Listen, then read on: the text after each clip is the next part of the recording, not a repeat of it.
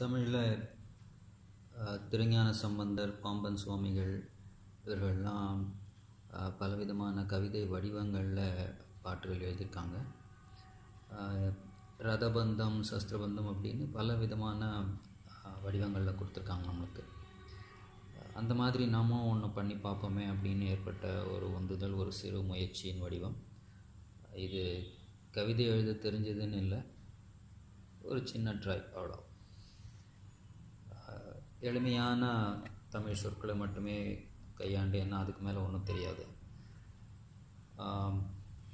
இதில் கீழிருந்து படிக்க ஆரம்பிக்கிறோம்.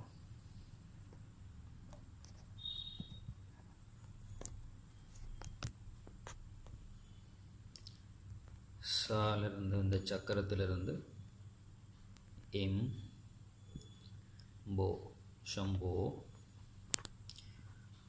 வணங்கு கரங்களுக்கு, இடமிருந்து வலமாகவும் வலமிருந்து இடமாகவும் ஒரு படியாக படித்து மேலே வரைக்கும் போயிட்டு வரோம்.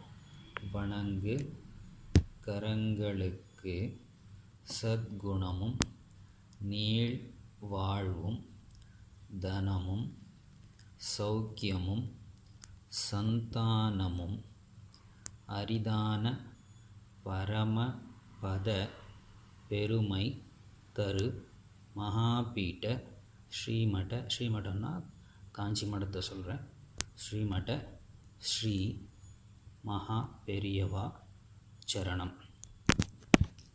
இதில் ரெண்டு முக்கியமான விஷயங்கள்.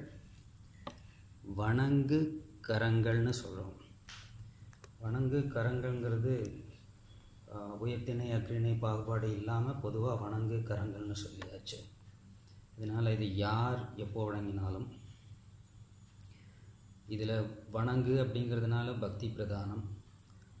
வணங்கு கரங்கள் அப்படின்னா பக்தியே இல்லாதவங்களுக்கு கூட பாவனை இருந்தாலுமே அதையும் பக்தியால் பண்ணப்பட்டதாக ஏற்றுக்கொள்கிற மகா பெரிவாளனுடைய கருணை உள்ளம். இது இருந்தாலே, பக்தியும் இந்த பாவமும் இருந்தாலே இதை ஏற்றுக்கொண்டு தன்னுடைய கருணையினாலே எல்லா விதமான நன்மைகளையும் அளிக்கிற ஸ்ரீ மகா பெரிவா. ரெண்டாவது, வணங்கு கரங்கள் அப்படிங்கிறது வினைத்தொகை. வினைத்தொகைன்னா தெரியும், கடந்த காலம், நிகழ்காலம், எதிர்காலம், எல்லா காலங்களுக்கும் பொதுவானது. வணங்கிய கரங்கள், வணங்குகின்ற கரங்கள், வணங்க போகும் கரங்கள், இப்படி யாருக்கு எந்த காலத்தில் எப்போ பக்தி ஏற்பட்டிருந்தாலும் அனுகிரகம் பண்ணுறவர்.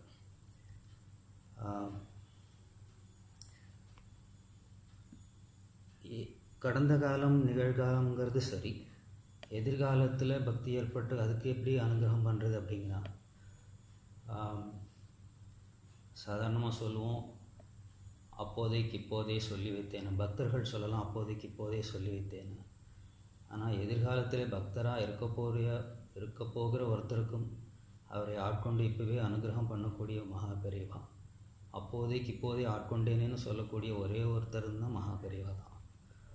இந்த வணங்கு கரங்கள் அப்படிங்கிற வினைத்தொகை முடிக்கிற போது சொல்கிறோம், எல்லா விதமான பயன்களையும் தரு மகாபீட்.